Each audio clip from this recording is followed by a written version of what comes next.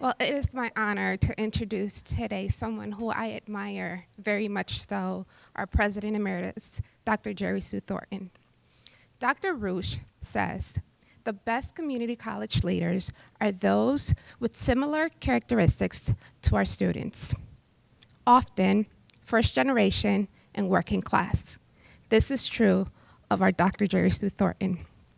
Many words come to mind when we think of Dr. Thornton: visionary leader, dedicated, trailblazer, wise, dreamcatcher. Dreamcatcher, you might ask? Yes, dreamcatcher. For those of you who are not familiar with a dreamcatcher is a talisman first used by Native Americans. It's used to protect people from negative dreams and to invite in positive dreams. Dr. Thornton was our dream catcher for 21 years at Cuyahoga Community College, the oldest and largest college in Ohio, community college in Ohio. Dr. Thornton was our third president and our only female president during our 54-year history. She led by example. No job was too big or too small for Dr. Thornton. And that is a trait that is amazing. During her tenure here at Cuyahoga Community College, some of the more remarkable things that she did or that you could think of are the following. She oversaw the surge in enrollment from 23,000 to about 52,000 students. That's a 40% increase in students. She oversaw $300,000 in construction spending and brought a new campus, West Shore campus, two corporate colleges, and also the Brunswick Center. She grew our foundation from 1 million to 40 million. She established programs like the Presidential Scholarship Luncheon, and she brought renowned world leaders to our backyard. People like former President Bill Clinton, former President George Bush, Condoleezza Rice, Colin Powell, and Oprah. She brought Oprah to Tri-C. She also reestablished the platform for Jazz Fest, making it a national jazz festival. But her story in higher ed doesn't start here. Dr. Thornton knows what it is to be a faculty member. She served in various capacities as deans before she had her first presidency at Lakewood College in Minnesota. Dr. Thornton, I'm sorry. Dr. Thornton is very engaged in our community and globally.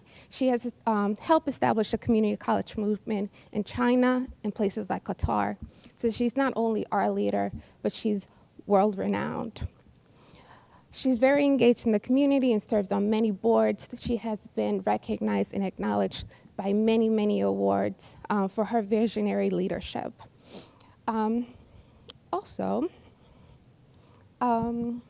Losing my train of thought here.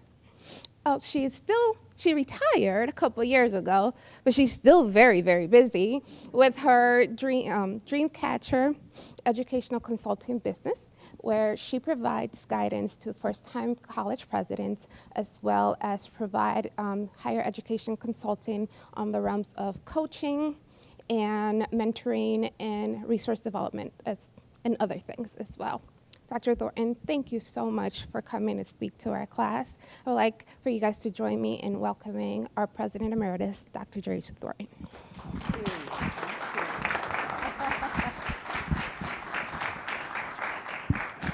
Thanks very much, Jennifer, and no notes, which is great. Yeah. So, Dr. Thornton, I know you know a lot of these folks, but I'd like them to briefly introduce themselves to you. So let's start with Robin. You probably haven't met Robin yet, so. Hello, Dr. Thornton. I'm Robin Washington from the Columbus area, who's been accepted into the program. Fantastic. Thank you for being here. Welcome. Masana Valenciano, from Eastern Campus, faculty member. Thank you. Good afternoon and Happy New Year, Dr. Thornton. Vincent Briley, a Service Assistant Dean of Access and Completion at the Eastern Campus. Good afternoon, Dr. Thornton. Warren Glenn, the Director of Student Support Services at the Eastern Campus. Good afternoon, Dr. Thornton. Chandra Arthur, business faculty at West Shore. Good to see you. Good afternoon, Dr. Thornton. Johanna Basic, now adjunct faculty, counseling faculty, back at the Eastern Campus. Oh, Good afternoon, Dr. Thornton. Neeta Chandra, faculty in English at Metro and the Writing and Reading Center coordinator. fantastic. Yeah. Good afternoon, Dr. Thornton. Welcome. We appreciate you being here. I'm Marjorie Morrison. I'm the director of the Veterans Education Access Program. Good afternoon, Dr. Thornton. I'm Terry Muff. I'm the project manager for the Public Safety Education Program. Welcome, Dr. Thornton. James Gardner, recruitment specialist here at the Metro campus. Good afternoon, Dr. Thornton. Welcome. Always a pleasure to see you. Sheila Jones, coordinator, Jack Joseph and Morton Mandel Humanities Center, Eastern Campus. Fantastic. Good afternoon, Dr. Thornton. Jose Ramos Garcia, project manager of retention at the district office. Good afternoon, Jennifer Lopez, project manager at the district office, president's office. Good afternoon, Dr. Thornton. Radia Douglas, community relations manager serving at the district office. Good afternoon, Dr. Thornton. How are you? Hi, how are you? I'm doing well. Magda Gomez, and I serve as Director of Diversity and Inclusion for Cuyahoga Community College. Good afternoon, Dr. Thornton. Shamir Spivey. I'm the Program Manager of Assessment and Testing at the Eastern Campus. Good afternoon, Dr. Thornton. My name is Elena Foster. I'm Veteran Services and Programs Administrator at the Eastern Campus. I'm also first-year experience seminar faculty. Thank you for joining us today, Dr. Thornton. I'm Tony Pickens, counseling faculty at the Western Campus. Great. Thank you, students. Could you hand the mic back to the Two young Dr. ladies. Marshall and Dr. Berry? Good afternoon, Dr. Thornton. Janice Marshall, Associate Vice President, Access and Community Engagement. And I also have the pleasure of serving as the cohort coordinator for National American University. Hi, Dr. Thornton. How are you today?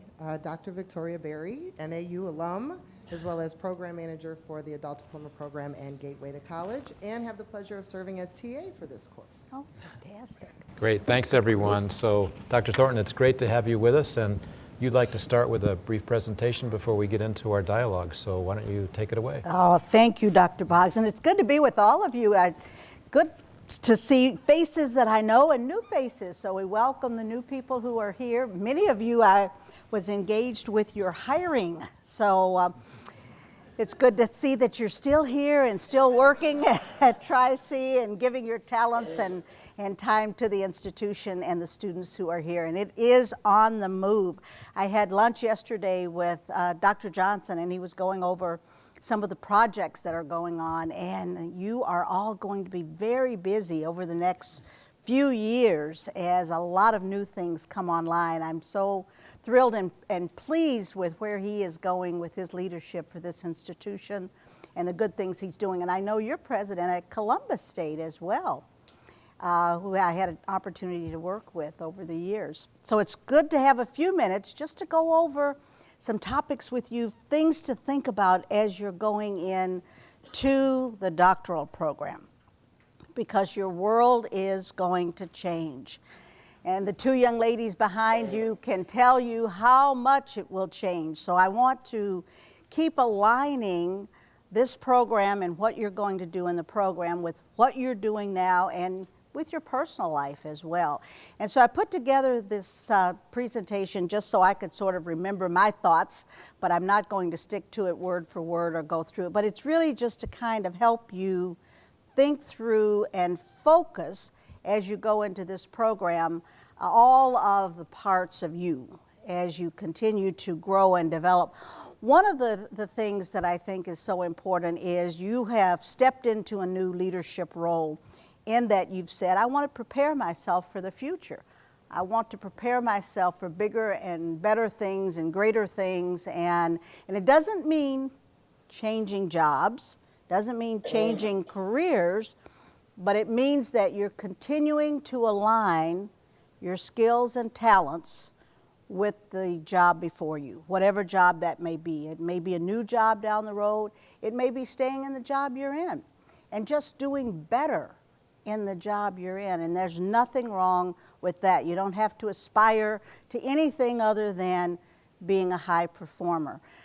Because it's getting tougher in the world of higher education as well as primary and secondary education. I think you are well aware of the challenges that are there as we're trying to educate more and more people in our society for the jobs that are going to be there, and that they have to be educated for those jobs.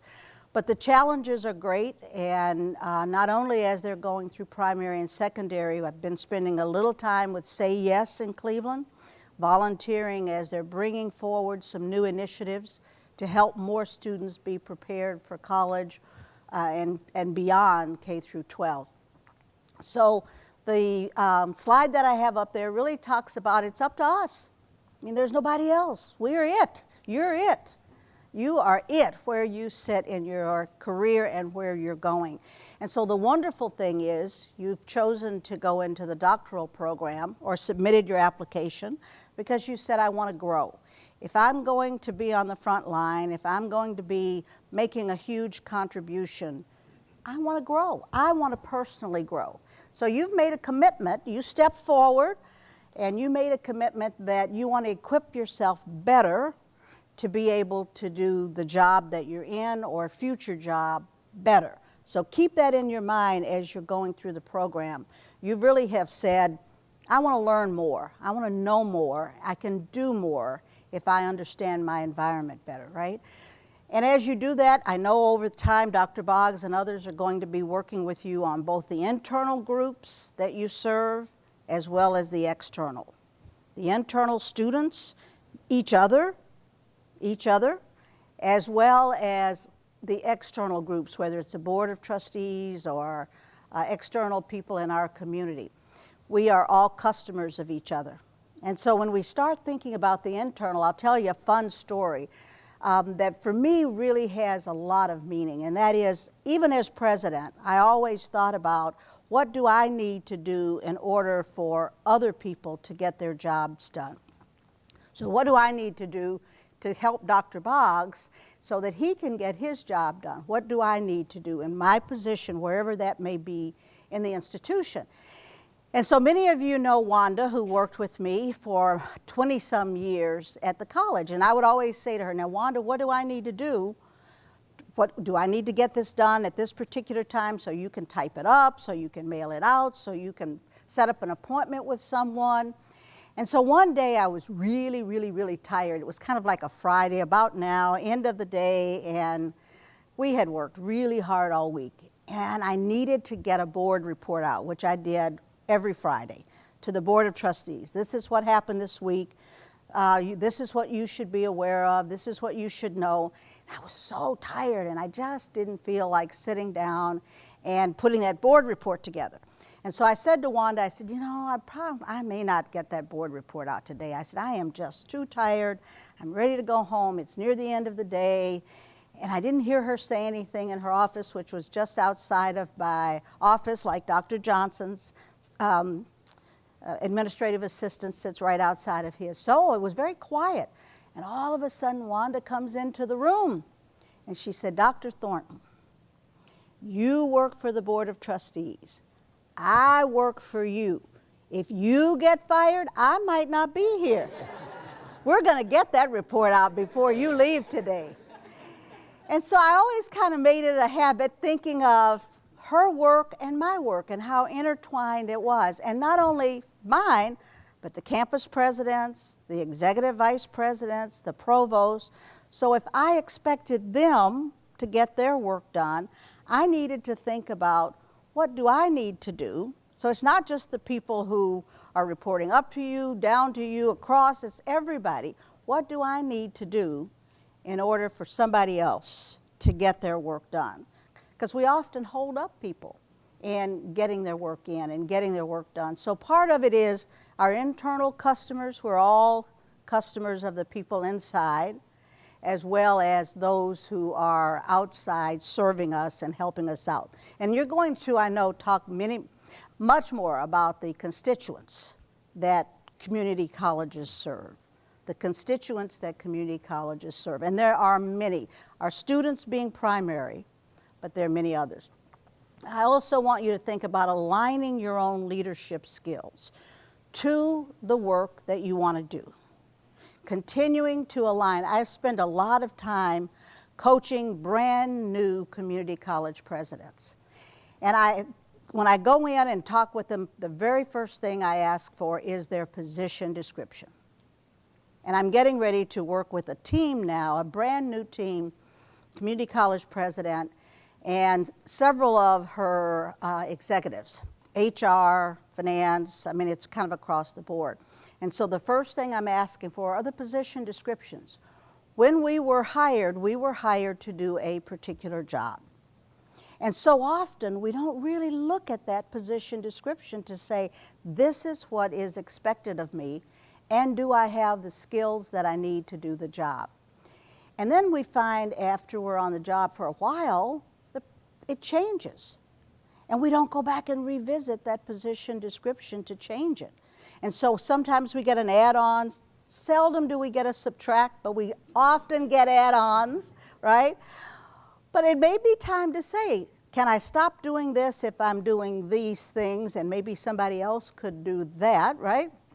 But revisiting that position description, particularly if you change jobs, but if you stay on the job a long time, your work changes.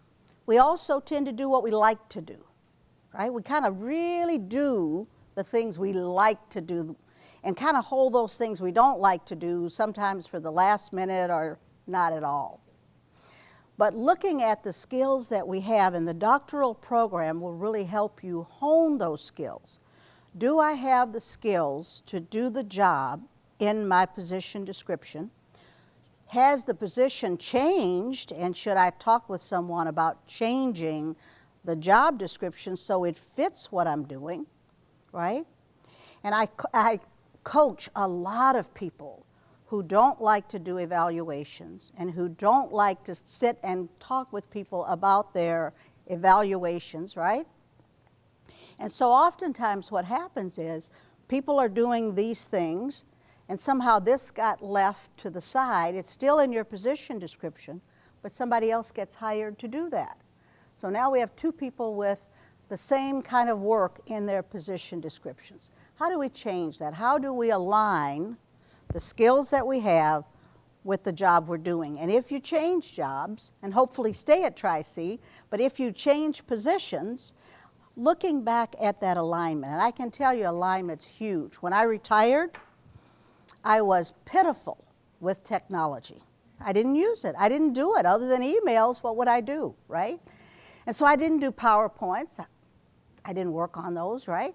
So having to learn some of those technology skills, and I'm still mastering some of those, still working. I'm not there because the technology changes. But we are very much like developmental students, all of us as humans, right, around what we don't know. We hide that well, right? So now is the time, because you're in this wonderful program, is to begin to really evaluate what is it that I need to know to be a better performer. Is it communications? Do I need better writing skills, Joanne, right? If I need better writing skills, Joanna could help me with that. You could help me with that, right? How can we continue to hone those skills that we need to use in communications, in making presentations, in written communications, in listening? We are all working on listening skills all the time. It is hard. It is hard as humans. Some people do it better than others, right? But are we working on those listening skills? Are there other skills? Technology. Understanding some of the rules and regulations that govern the position we're in. Understanding the students who are coming to us today versus those who were coming when we started the job, right? So a big part of aligning our skills is really some self-assessment as to what do I need to do. Let's be honest with just you. You're just talking to you now. Let's be honest with those skills that I want to hone and grow, and perhaps this program can be part of, because you have a dissertation to write. right? If you're not a good writer, it's going to be hard. So how can I hone those skills that I need to do the work of this program and committing myself to that? And I'll just stop here in case there's a comment or a question on that part, because this is all just human stuff. This is human stuff. It's not related to any one person. It's the kind of thing that we all need to constantly work on. Some people are afraid to get out into the community. You know, they kind of like being at the campus. They like being with students. Don't want to interface too well with the community. Many of you had to do that recently with this bond issue. You had to be out there. You had to ask for money. A lot of us don't like to ask for votes. We don't like to ask for money. We grew up with what? Our parents saying, don't ask people for money. I am working with presidents now, Dr. Boggs, who are trying to overcome. Now, Dr. Boggs never had that problem. As shy as he may look to you, believe me, that was not an issue.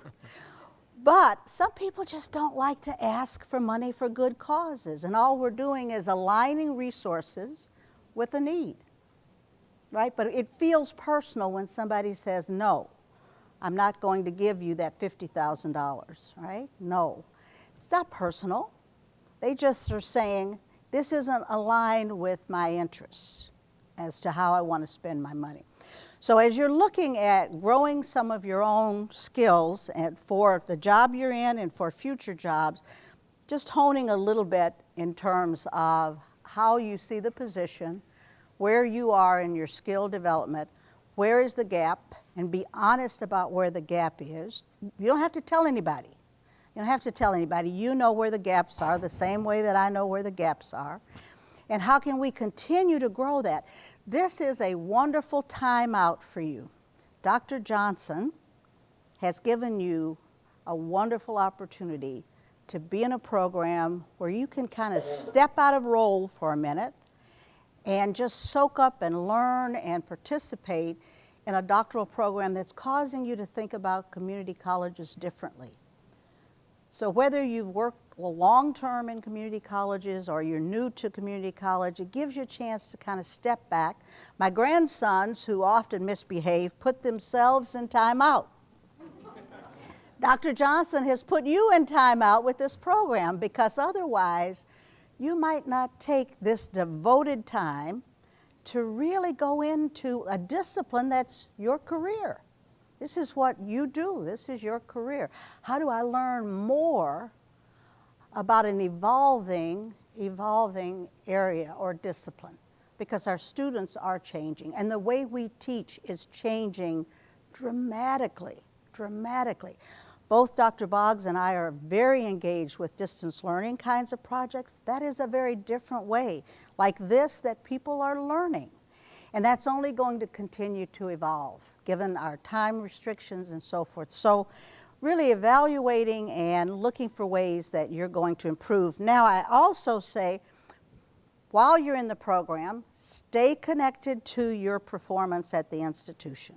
You still have to perform at the institution.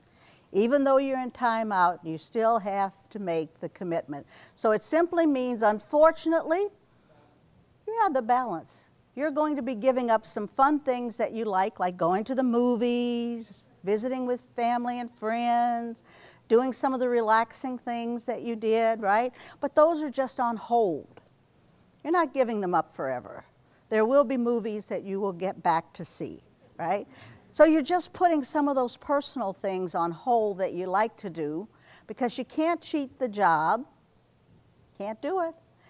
You can't cheat the family obligations that you have. I mean, those are things you have to do. Some of you have kids, some of you have responsibilities. So really, you're kind of taking away from some of the personal time for a short period of time. So you just know that. You're being honest with yourself because there are only 24 hours in a day, right? We all wish we could have more time, but we would just spend that more time the same way we spend all of our time. So just understanding you're putting some things on hold while you're learning and while you're engaged in the program, and that you'll come back, but you can't give up the job. The job's still going to be there. Unfortunately, you didn't have the opportunity to take a leave from work to do this. So it's blended, and no kid ever died from eating cereal for dinner. So it doesn't have to be perfect, right? Just make sure that you are able to get those important things that you have to do in, and what things can you leave to the side, knowing when the program's finished, you're coming back to those. Again, these are just some areas for you to consider as you begin writing, as you begin researching, keeping in mind the audience that you're writing for. And here you're eventually going to have a doctoral committee that's going to evaluate what you find in the research, whatever topic it is that you eventually choose and engage in. So these are just things to think about. I'm not going to go into any detail. We could, because the written and spoken communications become so important. Things to think about as we move into working with people. And again, I'm not going through these. These are just things for you to put in your own mind as you begin to interface with presenters, as you interface with people who are part of the program. Think of the questions that are meaningful to you, that you want to know, the things that you want to ask, so that you can get the most out of this opportunity. And again, these are available to you if you want them. They will be available through Dr. Boggs and others here at the college as well. So they're just things for you to think about. One thing I would say here as you're working through this is, to the extent that you can, eliminate the distractions in your life. Think of those things that you cannot do, you don't have to do right now, and those things that are of high importance to you. Give yourself a break. On this one, on empathy, it goes a lot of different ways, right? We want to increase our empathy for other people, particularly the students who are coming to us with lots of issues. In education, we tend to have a lot of demands of the students who come to us. They must meet this date. They must turn this in by this time. They must do, because we have to have rules of engagement. But at the same time, as you go through the program, thinking of the students who are coming to us, gaining more empathy for who they are and how they got to us. The other side is having empathy for yourself, giving yourself a little break as you go through the program, understanding that you're human too, and that you need to step back sometimes and kind of evaluate where you are. So not putting unreasonable demands on yourself, knowing you will have deadlines, knowing there are things you have to do, but providing enough time and space for you to be able to do the things you want, and then giving yourself a little bit of a break so that you just don't feel like you're under timelines and pressure that you have allowed yourself to be under. Plan ahead, think through your schedule ahead, make sure that you're giving yourself a little break by planning and allowing yourself to have the time. This is only about service to students, and I'm going to, in a few minutes, as Dr. Boggs and I start a dialogue, talking about the reasons why I hope you've entered the program. And it really is about service. Really is about service. At the end of the day, you want it to be said that you achieved these things because you were trying to help others.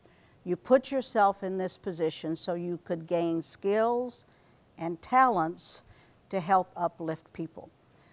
In coming to Cuyahoga Community College, several people said to me, "Oh, this is a wonderful stepping stone for you.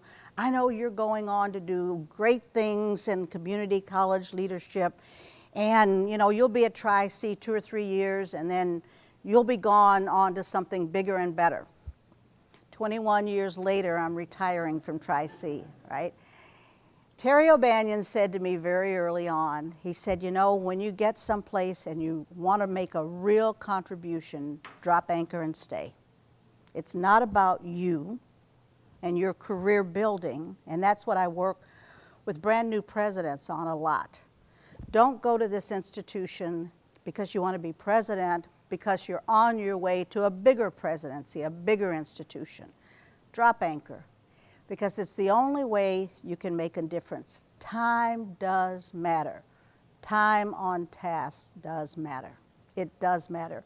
You build relationships that you can use to help the institution, to help the students. You build skills, networks that you actually do use later. When you're in and out, that doesn't happen. So don't think about your career building and don't think about your title building. Think about what it will mean in terms of service to those who need it. And as you and I know, many of the students who come to Cuyahoga Community College, this is their last stop. If we weren't here, where would they go? What would they do? So they need you, as this community needs you, to grow, to develop, to be a better Cleveland, a better Cuyahoga County, better Northeast Ohio, better Columbus.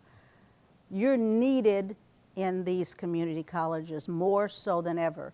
If we're ever going to make that connection between the middle class, the wealth of the middle class, and our students and our community, it's going to take all the education and training that you and I can bring to it. And don't forget the customer service to our students. The students really are, we don't like to call them customers, but they really are. Sometimes they can be aggravating, right? Sometimes they can be unreasonable.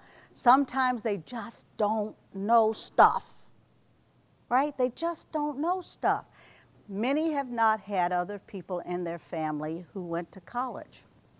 So they just don't know stuff.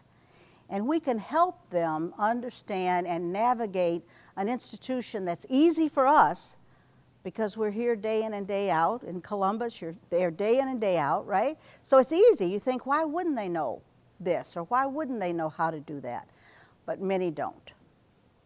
And so having the empathy and helping them navigate, put yourself in their shoes sometimes, and you'll see the fear, and you'll see the uncertainty.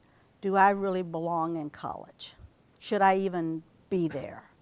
And you can help them understand that they do need to be here and that they do need to be at Columbus State. This is important for them as they're growing and as they are continuing. You are helping them raise the bar by meeting and exceeding your expectations of yourself. I thought years ago, and some of you have heard me tell this story before, when I met my husband, I thought, wow, this is a great guy. There's so much about him I like. And then, you know, as you keep dating, you kind of go, yeah, but you know, I could just change this. And then I could turn this little dial, but I'll do that after we get married, right? Then you get married, and you realize, whoops, probably not gonna happen, not gonna happen. If you have kids, you soon learn the same kind of thing. Grandkids, I'm still into trying to change my dog, which I can't change. We can only change us. We wear ourselves out if we try to change other people. It's really hard to change other people, right? We can create opportunities for them to see a difference, and if they decided to go in this different direction, what it could mean for them, right? Our students, our coworkers, but we can't change them no matter how much we try. And we do try. We work at it, right? We work at changing them, but we can't. Once we finally accept that, once we finally say, I am not going to change that person. I'm going to change how I respond to that situation. I'm going to think of all the different ways that I can put in front of that person the alternatives, that if he or she wanted to embrace those alternatives, what it would mean, how better life might be if that person just completed that degree that they're trying to get, right? You and I know the value of them walking across that stage, getting their degrees. We know the value of that. We have to help them understand the value of completion. And I know some of you are working in that arena, because that's hard. You know, the closer they get, sometimes the harder it is. Not unlike it will be for you with this program. So you'll have to get your second wind in several places as you get busier and the work gets to be greater. So a big piece of it is, how can we exceed? How can we help? In service, I always like to think of these, and I just throw those out for you. Cleveland Clinic, patient first. They have transitioned in a huge way. Those of you who've been around a while remember when the Cleveland Clinic was much more about the docs, the surgeons who were there versus the patients who came in for the surgery. With the Ritz-Carlton, what? Ladies and gentlemen serving ladies and gentlemen. So if I feel like a lady or gentleman, I'm going to think differently about who I serve and how I serve. So we have some wonderful models of how reaching out and helping, being responsive, what a difference it can make. And if, in this case, it's financial in many ways.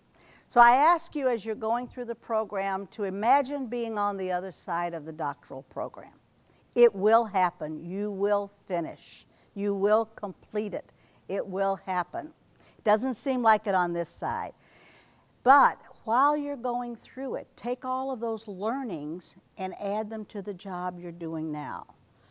Incorporate some of the things that you pick up in your readings and in talking with people who are coming in to talk with you. How can I apply that to what I'm doing now? A really wonderful young man who went through a doctoral program here, when he came back, I said to him, go and thank your coworkers who helped you during the time you were going through the program. They picked up the slack. They picked up the slack. They didn't go away, so they didn't come back with energy and enthusiasm like you're coming back. But thank them for holding down the fort while you were away or while you were trying to get your program done. And then think about how can I incorporate, it's a wonderful gift, how can I give back to the institution the gift that I've been given. So envisioning your future, thinking about the end, and staying connected to Cuyahoga Community College, paying forward now the gift that Dr. Johnson has given to you in being in this program. I don't know if he's said this to you or if he even feels like he's in a position to say it, but I do. I would be remiss if you didn't start the program, and I cautioned you to think about giving back to the students, the learnings that you'll glean from this program, using them now and not, and I caution you because I get calls on a regular basis.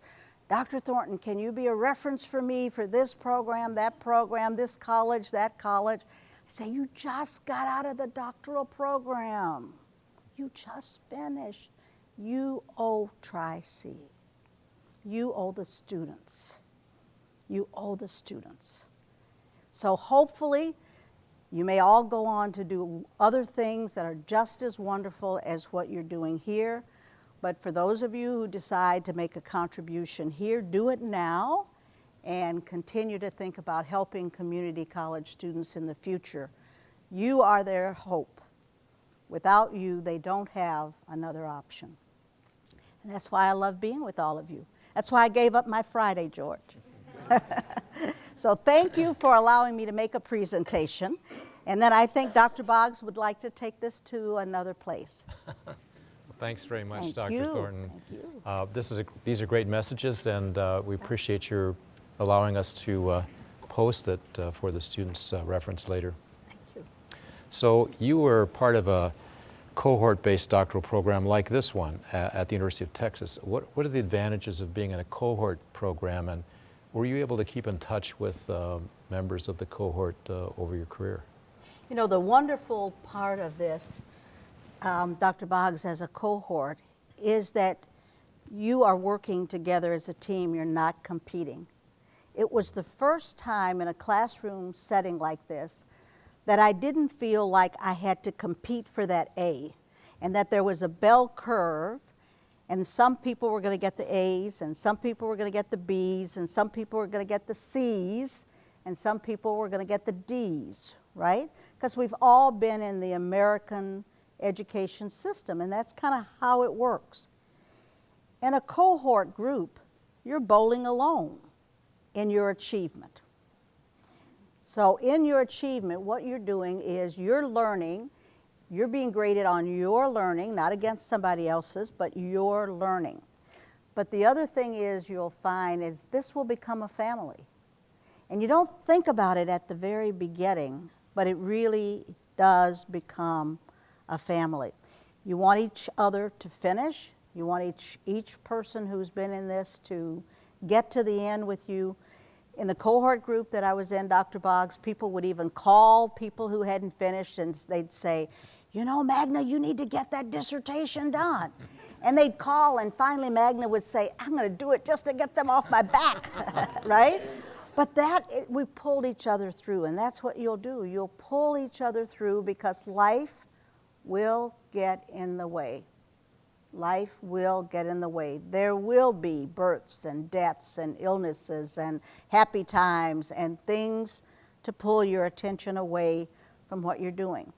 So you have to, when you see that happening with your classmates, pull them back on target. It's just a setback, but it's not forever. They've got to get back into the groove. So the responsibility, I think, in the cohort group is not competition, it's collaboration and partnering, but it's pulling each other through. It's a family. Now, maybe, you know, in some families, you know, not everybody loves everybody, so you don't have to love everybody in the family, but you want them to finish. You want them to finish. You want them to be successful. So that's a big part of it, is helping each other to get through. And that's what I think, that's why I chose a cohort. And I think a cohort group really does lead to long-term friendships. I still have a lot of people that I was in graduate school with that we still stay in touch. We still call, even though maybe unlike you, we were not in the same institution and we were in different states, but we're there for each other when we need each other. So that helping, supportive nature extends beyond the time when they're in class together, but actually throughout their careers, right? It does. I finished my doctoral degree in 1983, and I'm still communicating on a regular basis, as I know you are, with people that you went to school with. It's a network still, and technology helps because we're able to kind of keep in touch. And even someone that you haven't seen in 10, 15 years, something happens, and all of a sudden there's a rallying around. There's a pulling together. And that's the good thing about this group. So you talked about dropping the anchor, and when you retired here at Tri-C, you were one of the longest serving urban community college presidents. To what do you attribute such a long tenure in an urban setting, and what do you think causes the short tenure of presidents across the country? Yeah, it's a really good question, because urban institutions have their own unique issues, different from rural institutions, different from suburban community colleges or universities for that matter. When you're in an urban environment, you are part of, whether you want to be, all the dynamics of a city. All the dynamics of the city impact you greatly. And so part of what we are always trying to do is help our students navigate through that urban environment and all of the issues that impact them. Many of the issues are no different from rural and suburban colleges, but you have the added part of a large population, and a large population creates some uniqueness. I think there is a little more politics in an urban environment. It's definitely more politics connected to the city, to the county. The appointment of boards, certainly part of that politic that you're thinking about. But you just have to remember that you are in the village, you're part of the community, and the issues that go on around you, you can't ignore. So you can't ignore the crime that might be happening around you. You can't ignore the politics that's happening around you. And yet at the same time, you're always thinking about ways that you're protecting the institution. You're protecting the institution. You're trying to keep the institution aligned with its mission, because there is a pull in urban environments, more so I think in urban environments, there is a pull for the resources of the institution. There is a pull for the resources of the institution.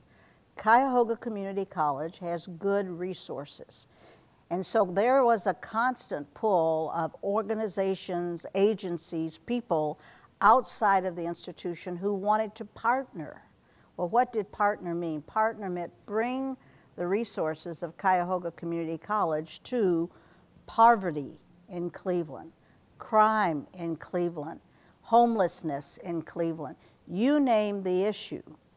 There is a pull for the institution's resources. And while you're sympathetic and empathetic, and you do want to partner, you have to also remember your mission. The dollars that you have are for educating and training the students who come to Cuyahoga Community College. It is so easy to get pulled off of that agenda. I'll give you a very unpopular decision that I made, and I made many. I'll give you one unpopular decision that I made early on, and it had to do with health care centers on the campuses. We had wonderful health care centers on each campus when I came as president. So you could get an aspirin, or you could lie down on a cot if you were a student and you were having some health issues, you got dizzy, or you had a fainting spell, or something happened. But we care deeply about people in community colleges. That's who we are. That's why we're in this business. We're in the people business in community colleges. Consequently, our health care centers kept growing in services until we started to look like the Cleveland Clinic or University Hospital. We were doing things that were creating potential lawsuits for the institution. So you have, on the one hand, service to our students, service to community people, the mission of the institution, and liability. And so you have to always think about the balance in all of that. And so I brought those health care centers down to minimal service, because we were giving people shots and immunizations, and you name where we were going. We were getting to be full-fledged service. Couldn't do it. That's not our mission. And so you have to keep asking yourself, what's the mission of the institution? These dollars were allocated to do what? And so in our accounting, how can we stay true and honest to our mission? And it's hard, because the needs are huge, the politics are huge, and so it does make a difference. The other area in urban environments that I think is often an issue, it is in other places too, but it's certainly in urban areas, and that has to do with hiring. We all live together, we all know each other, and I have no problems with hiring relatives. I really don't. If somebody's related to somebody, they have great skills and a degree, why should they be prohibited from applying or getting a job in community colleges? But in many, many, many urban universities and colleges, and I'm working with presidents now, and they are trying to extricate themselves from some of the bad hiring practices that happen. Because I hired George Boggs' cousin, right? Now, if his cousin has skills, if his cousin has a degree, that is wonderful. But if the only reason he got hired was because he was Dr. Boggs' cousin, now I'm sitting there with a non-productive employee. That is a rampant part of urban universities. I want high-performing people, right? Any president would, any chancellor would. Come because you have skills that the institution needs, and you're going to grow those skills, not because of relationships. So I could go on and on with the kinds of issues that urban community colleges face. And it's a tough place to be a leader, but it's a dynamic, exciting place to be a leader at the same time. But staying true to the mission and the rules and the regulations, policies of an organization become extremely important in an urban environment, and not getting caught up in the politics of whatever city that you might be in. I've spent a lot of time working with urban community college presidents, and it's hard. But the reality is you can't make a difference if you're not there. And there were some instances where I just simply say, You know, I'm young enough to outlast that person. I'm just young enough to outlast that situation. Because if I don't, the college is at stake. Not me, not my career, I can go someplace else.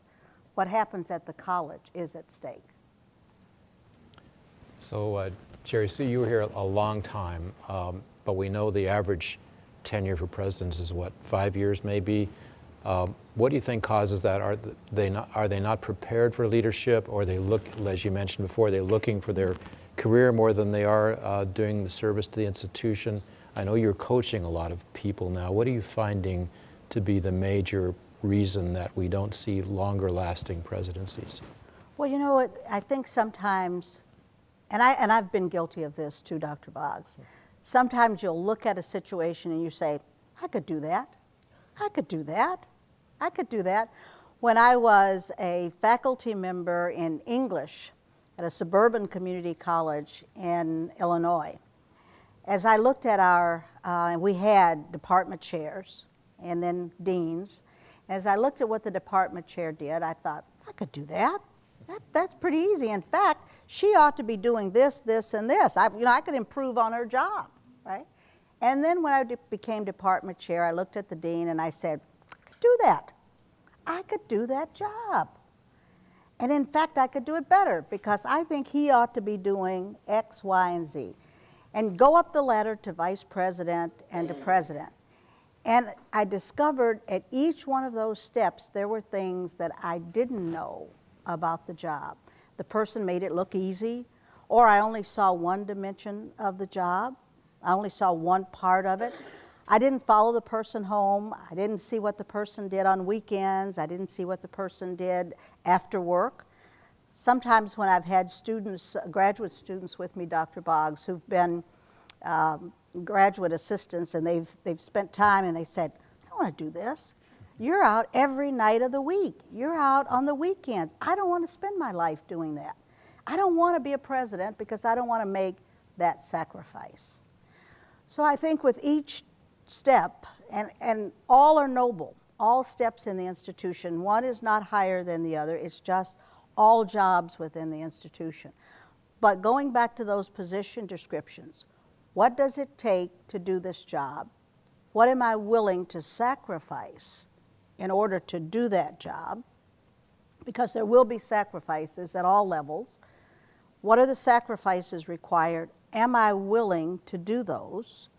Am I prepared, looking at the position description, what are the skills and experiences needed to do that job? Somebody may make it look easy, but it's not as easy as they're making it look.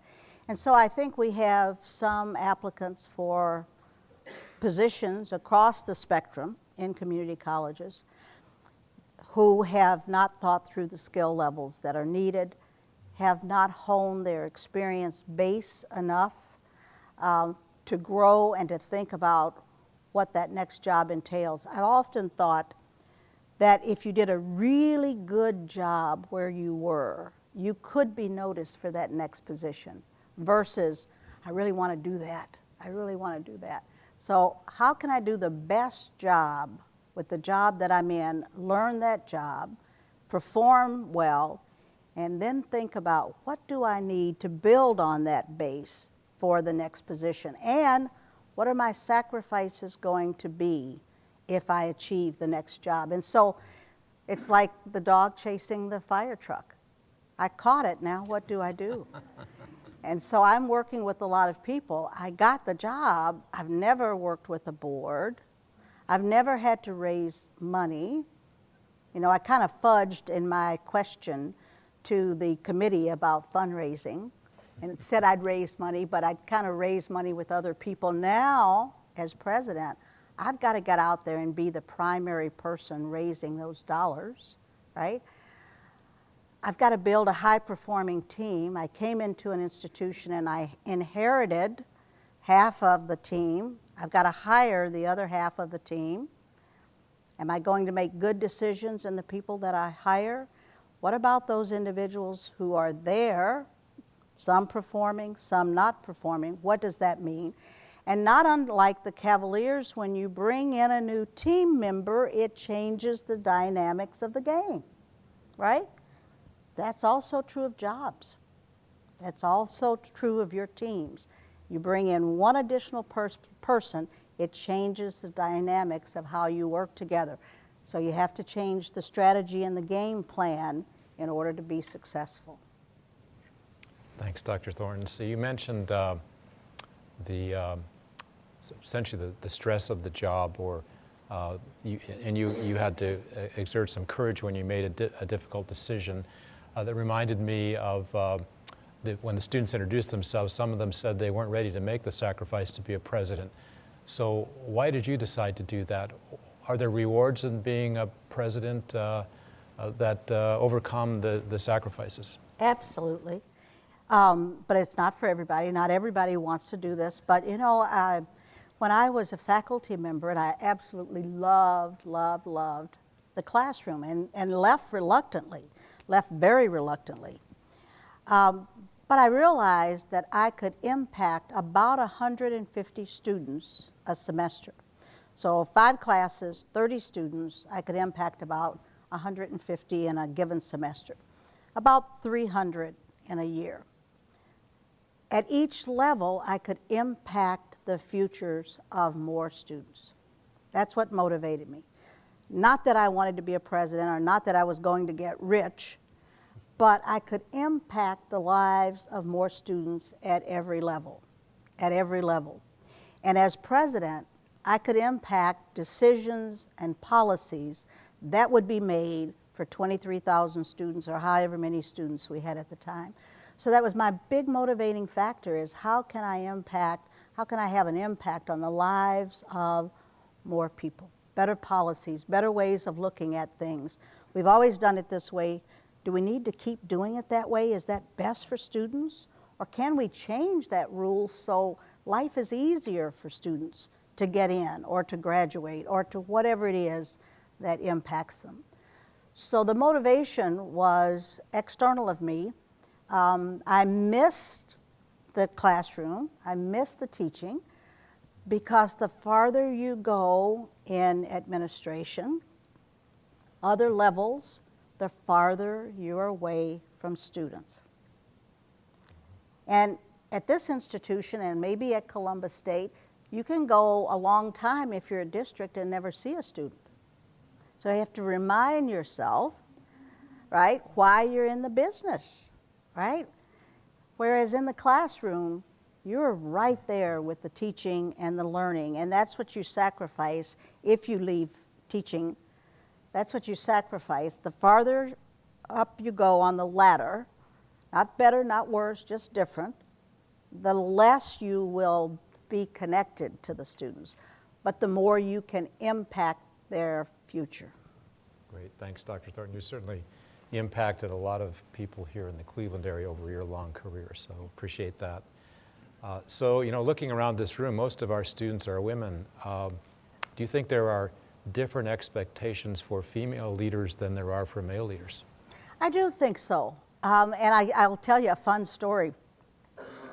Often I've had male vice presidents or executive vice presidents or provosts, and when we would go out to visit a high school or in the community, early on before people knew me, they would automatically turn to him and say, Dr. Thornton.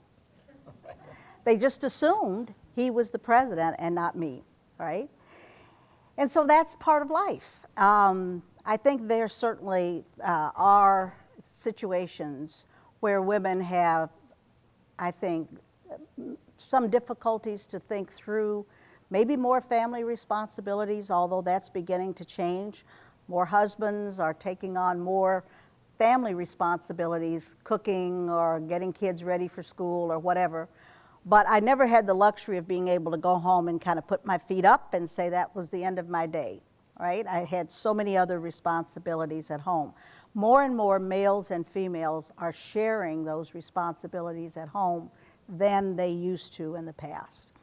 And so I think there is a different workload today than women had early on, that there's getting to be more of a balance. But there's just, you know, societal expectations. And so you every day earn the position you're in, but you can't focus on the fact that there are going to be sexist and sexual differences that women have versus men on the job. You can't focus on it, because if you focus on it, some of you have heard me say this, I try to be a golfer, and those of you who might golf, you know that there's sand and water on the golf course. There are traps. Life has traps, right? If you focus on those, if you focus on them, you will hit them every time. If you say, right, for those of you who are golfers, if you say, there is water over there, I'm thinking about that water that's over there and I'm going to avoid it, you're going right over there to it, right? So you know that there are differences, that women and men are often treated differently in our society, right? But you can't focus on it and you can't let it become a way in which you live. You have to say, yes, there are differences. And there are some situations where women may have an advantage over a man in these positions. And so how can we be who we are? I can't change that. How can we be who we are, but not let the negative side of it, for men or women, not let the negative side of it become a problem?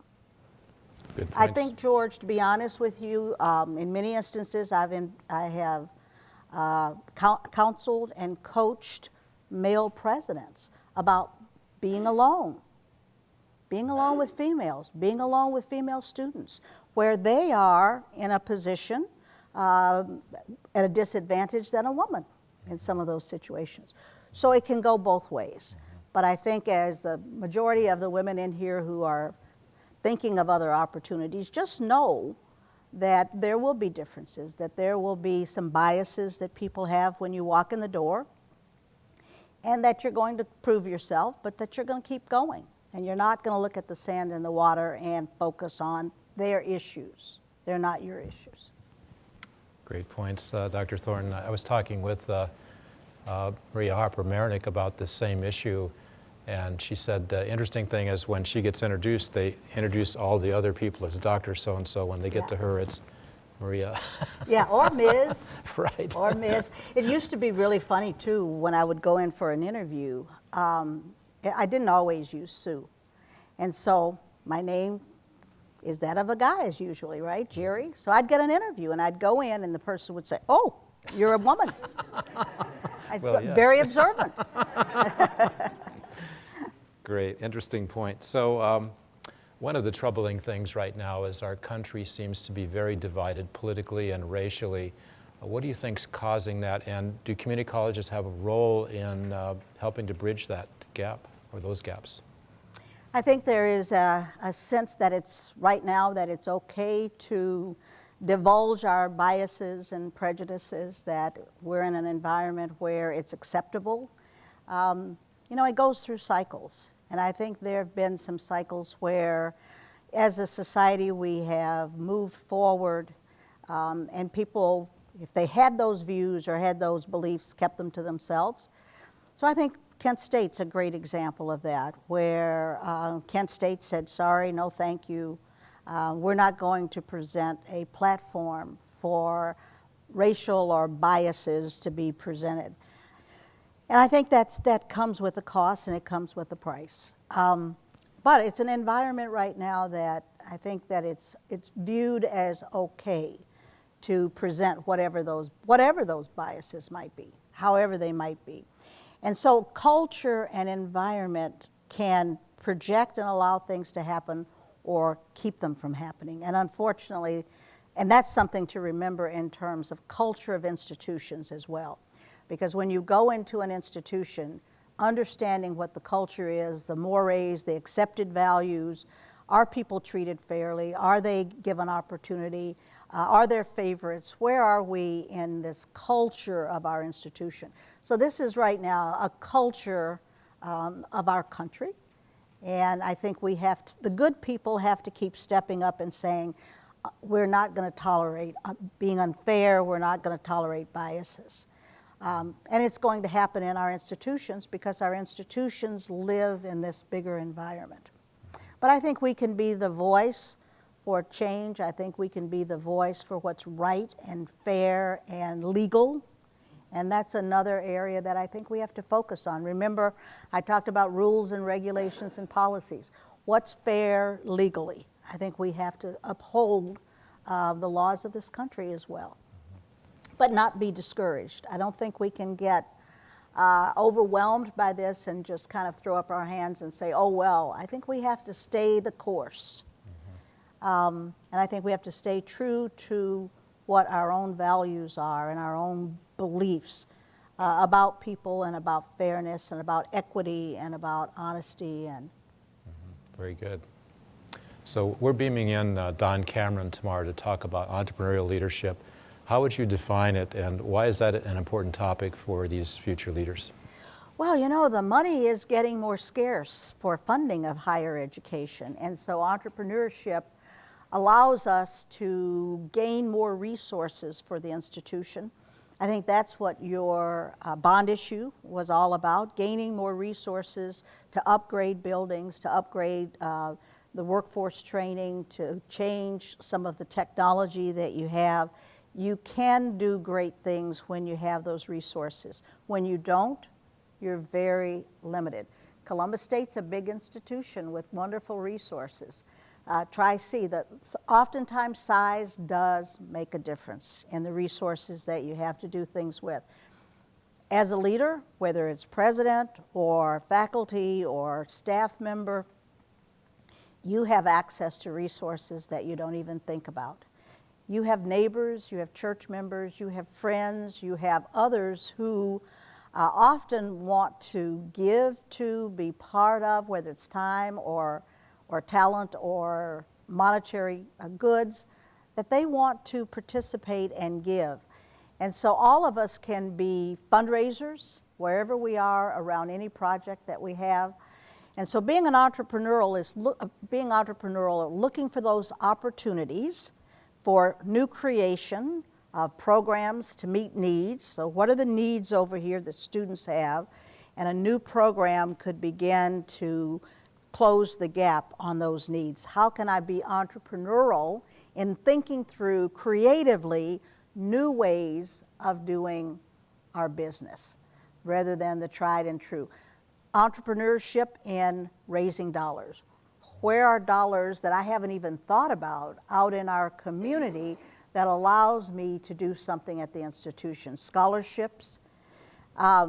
So I think it's being creative, it's being open to opportunities. Many people have asked me, how did we get Oprah? And that was a very entrepreneurial endeavor with Reverend Moss at his church. And I'd been reading over some time that he wanted to enhance and build an education center, so I knew he needed some dollars. I also remember reading and thinking through creatively that he was the chair of the board of Morehouse when Oprah gave $1 million to Morehouse for scholarships many years ago. And the more I thought about it, the more I thought that we could be partners because we both had some needs, his church education center, Tri-C scholarships, and if we came together, because I figured he knew Oprah, I didn't. In fact, I had a lady that called me the other day that said, I need for you to call Oprah and tell her we need her to come to Cleveland to do X. And I said, it would be great if I could pick up the phone and call Oprah. I don't happen to have her personal cell phone number, but Reverend Moss did. So knowing somebody who knows somebody who knows somebody, right? So I talked with him about the idea of maybe we could partner and split the revenues from our luncheon if he invited Oprah to come, because I knew we would. That was the first time the foundation made over $1 million at our luncheon. And if we could get past that $1 million gap, how could we creatively think of ways to get beyond the million? Because once we did, it would be easier at that point to continue to raise $1 million. So it wasn't about me knowing anybody, but it was about me thinking through and looking back and connecting the dots of things I had read, and how could we come together around a common goal. It's a great example of entrepreneurial leadership, Dr. Thornton. Thank you. So students, I'd like to give you a chance to ask Dr. Thornton some questions, so now is your opportunity. I'm no longer the president. You don't have to be Oh, shy. we have one. We have one over here, Rob. Dr. Thornton, having worked in both urban and rural colleges in 4 states, I'm always curious to know, what do you think is the future of higher ed, especially community college? Especially with community colleges, where you're seeing many of the urban institutions growing, but you see many of the rural institutions with serious decline in enrollment. So how can they maybe going forward partner differently? And you know, part of it is going to be the technology for rural institutions. It always has been, really, in many ways, because they're spread out and there's a lot of land in between, and in some parts of the country where, and Texas is a wonderful example, where you have a lot of land, Oklahoma, a lot of land in between, and these little towns, these little rural areas. I grew up in a rural area of 2,800 people. And it does make a difference in terms of the resources available to provide services. I really am a believer that technology is going to help bring education and training to our rural areas, because people aren't going to always be able to travel to the location. And so how can we have that blended approach that we've been looking at to help individuals continue to learn while they are in areas that are remote, that they simply can't get to? Is it the ideal? The ideal is sometimes face-to-face, but with Skype and other new technology, we have opportunities to do that. I think just abandoning these rural areas is not the way to go, because they still are vibrant. There's still people who want to be on the farms, who want to be in the rural areas. It's hard for them to have the same kind of attendance and population and resources that the urban environments get.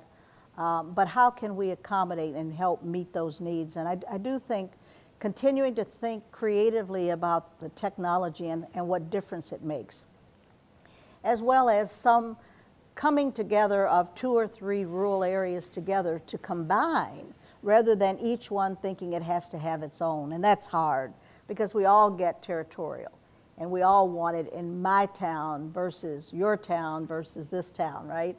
But coming together and saying, if there are 3 small rural areas or towns within a county, how can that county maybe be the provider so that you can come together? My grandfather was a minister in rural Tennessee, and so the only way that many of the individuals in those communities had a pastor was they only had it every other Sunday, or they only had it the 4th Sunday of the month. And in the meantime, they had church services with people in the congregation providing the service. They weren't the minister. They couldn't do what the minister did, maybe, but they still were able to have some service. So I think thinking that way about how can we have shared services and not everybody having to have their own, that's hard, because everybody wants his or her own, whatever it is. But financially, it just may not be possible. Other questions, students? Vincent. Thank you, Dr. Thornton. Is there a particular demographic that community colleges in an urban environment could serve better? Gosh, you know, I suspect all. I suspect all, if we think about it. That's a really good question. You know, the one that I think of right now, and I know it's maybe a little bit of a surprise to you, because you're probably thinking ethnically, but I would say senior citizens. I think there are a lot of seniors and elders in our community who have some college but didn't finish, and teasing them back into an institution, getting them back into an institution is often hard, and we are not set up to serve them. Think of when our bookstores are open. Think of when we're providing tutoring. Think of all of our services. They are geared to that recent high school graduate, really, not working adults and not seniors. Because working adults can only access an institution at certain times. And oftentimes, our services are over at 5 o'clock We are going home, right? So how can we begin to have more staggered services versus everything being from 8:30 to 5 or 8:30 to 6? So, and I have been talking with Dr. Bumpus at AACC about the idea that as some community colleges are losing enrollment, we really need to reorganize our way of doing business to reach out and market to those without degrees who have some college, those who've retired and who would like to have a degree. We really are not as responsive to that population. I remember, Joanna, and you probably do too, when we used to have a lot of services for seniors, senior citizens who wanted to come to us. And we just did a great job of reaching out and pulling them in. A lot of townships now are doing that through their continuing education. We've kind of abdicated some of that. We're not doing nearly as much. These are people with money, disposable income, and they want to keep learning to stay alive, to be alive.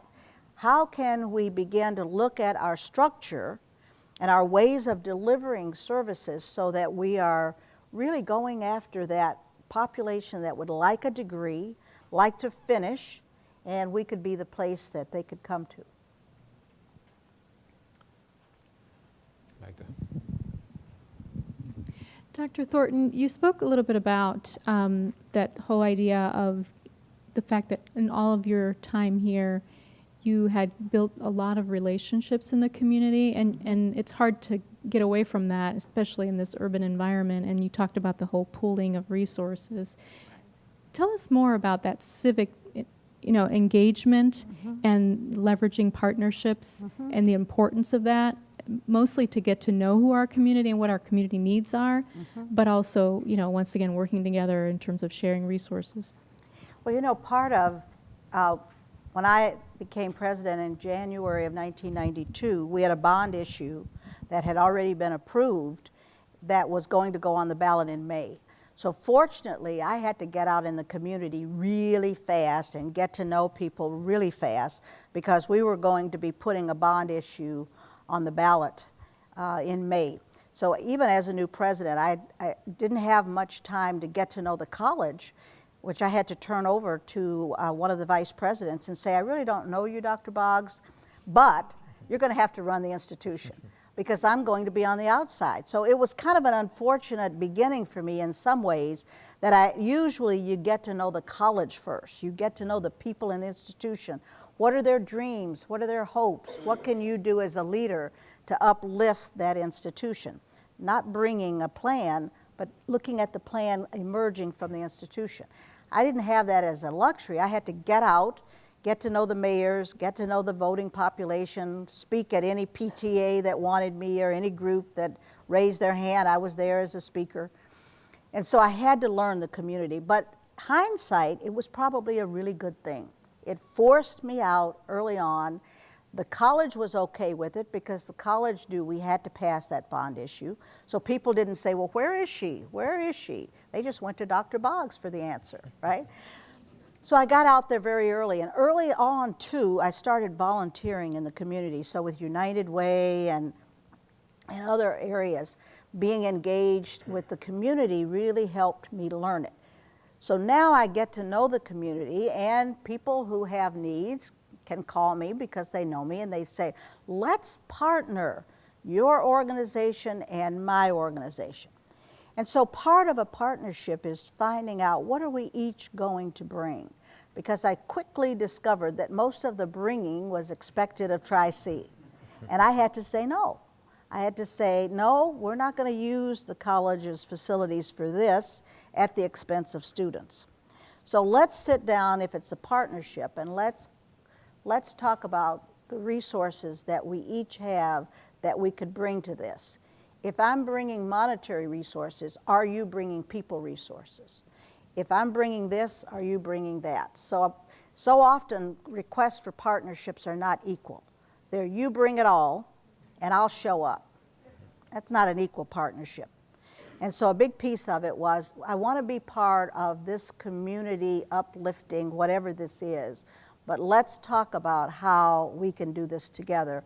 and knowing that I have to stay true here. And there's so many good projects. I mean, just you could be involved in so many things in the community because there's so many needs. But you have to kind of pick and choose the things that you can do and what fits with education. What difference would education make in that project? So you have to ask the right questions.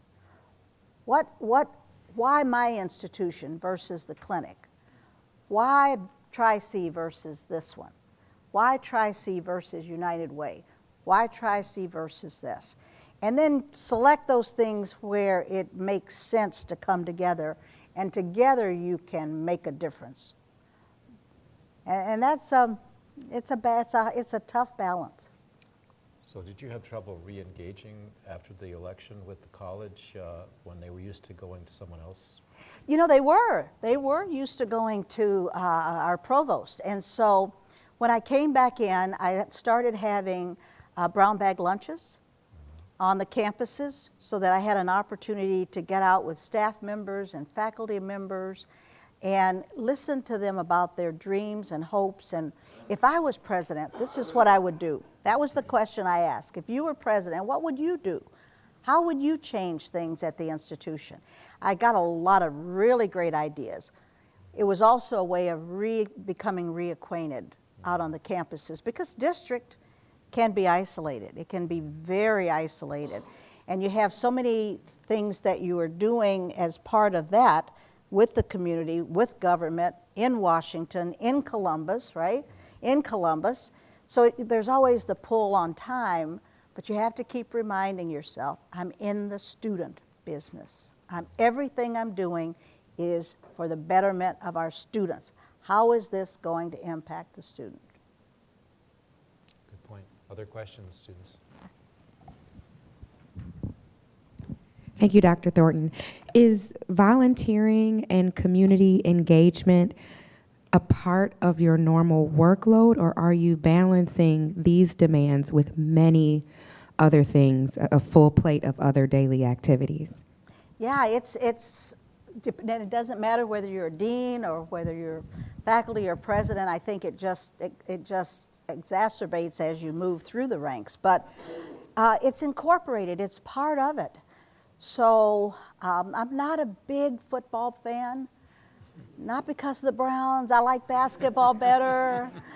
But I ended up going to a lot of football games because I could socialize and I could do business, right? So you're always trying to figure out how can you incorporate your personal life, your professional life for the advancement of the institution.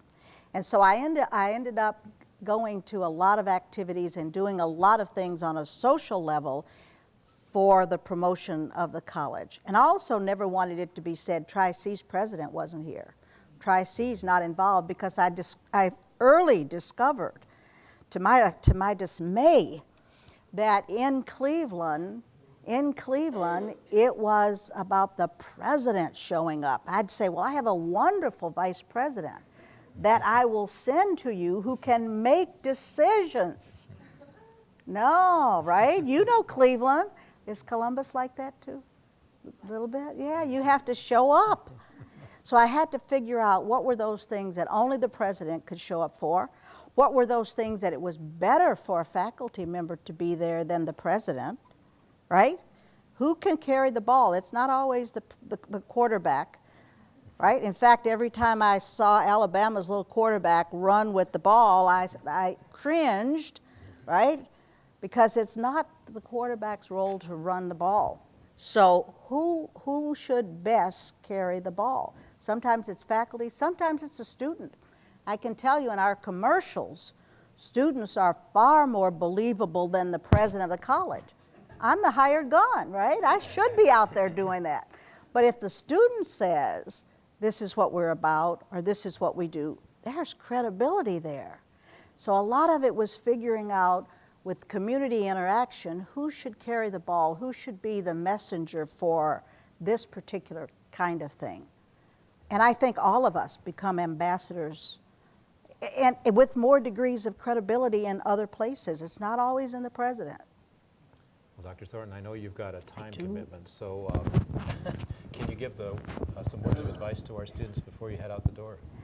Oh, I would say all of you have what you need to be successful in this. Don't ever doubt that. You've learned a lot over the years in these various roles you're in, but the biggest reason you'll be successful is because you care about what happens to people. And this is the people industry. So you're going to learn how to better serve and how to better care for people. And I look forward to being at your graduation. I was at the graduation of the group that just completed, and it was a lot of fun. And you could see the camaraderie. You could see them talking about, oh, well, he hasn't finished, but he's going to finish in 6 months.